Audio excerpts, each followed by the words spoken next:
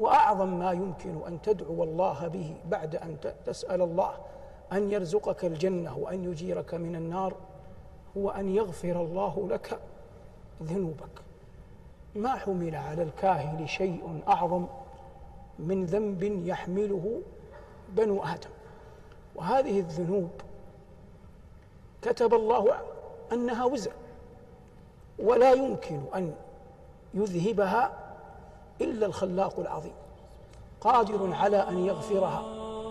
وإذا بلغنا عن رسولنا عليه الصلاة والسلام أنه علم أبا بكر أن يقول: اللهم إني ظلمت نفسي ظلما كثيرا فإنه لا يغفر الذنوب إلا أنت، أخذنا بوصية رسولنا عليه الصلاة والسلام إلى الصديق أبي بكر وقلنا: اللهم إنا ظلمنا أنفسنا ظلما كثيرا ولا يغفر الذنوب إلا أنت. أحيانا يعز المطلوب أو يتسلط المرهوب، هنا يظهر حقيقة التعلق بالله. فبعض الناس إذا عز المطلوب يقل ويحجم عن الدعاء ظنا منه أن هذا لن يتحقق، وإذا تسلط المرهوب يحجم عن الدعاء ظنا منه أن هذا لن يرفع. من الذي يقدم على الدعاء؟ من حسن ظنه بالله. ما معنى حسن ظنه بالله؟ ليس كما يفهم بادي الرأي أن الله رحيم وتقف، هذا لا يكفي.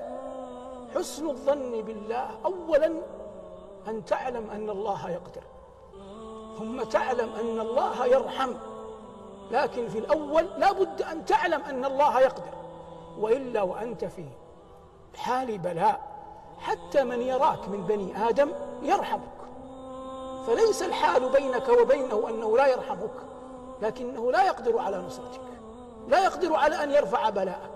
فحسن الظن بالله مفتاحه أن تعلم أن الله لا يعجزه شيء في الأرض ولا في السماء، حتى تكون هذه الحقيقة في القلب راسخة. هذا ما يقرأ في كتب ولا يدرس في كليات ولا يعطى في محاضرات، هذا من القرآن. أو كالذي مر على قرية وهي خاوية على عروشها قال: أن يحيي هذه الله بعد موتها؟ فأماته الله 100 عام ثم بعث. قال: كم لبثت؟ قال: لبثت يوما أو بعض يوم. قال: بل لبثت 100 عام، فانظر إلى طعامك وشرابك لم يتسنى، وانظر إلى حمارك، ولنجعلك آية للناس، وانظر إلى العظام كيف ننشزها ثم نكسوها لحما. فلما تبين له قال: أعلم أن الله على كل شيء قدير.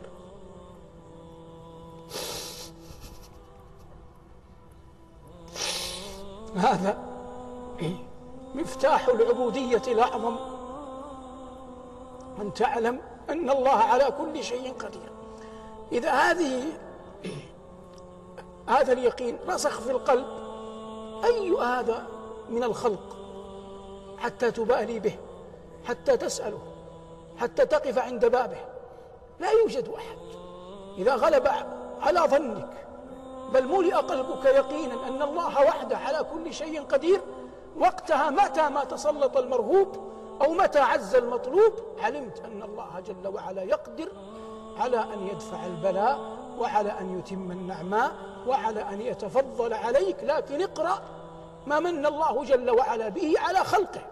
ألم يكن موسى عليه السلام حبيسا في قصر فرعون، يقول عنه فرعون: أم أنا خير من هذا الذي هو مهين ولا يكاد يبين، لا يكاد يعرف ماذا يقول. هذا في من؟ في نظر فرعون، لكنه عند الله وكان عند الله وجيها. أخرجه الله من قصر فرعون ثم جعله راعي غنم، لكنه وهو يرعى الغنم كان يعرف أن الله وحده واهب النعم. رعاها 10 سنين على عفة فرجه وإشباع بطنه، ولا يعبد غير ربه ولا يسأل أحدا غير الله. فلما أراد الله به فضلا أخرجه الله من الصحراء من رعي الغنم من أرض مدين وساقه إلى أرض مصر على غير موعد عنده، أي عند موسى. ثم جئت على قدر يا موسى عند الله. وكلمه ربه وناجاه وقربه وأدناه وجعله نبيا ورسولا.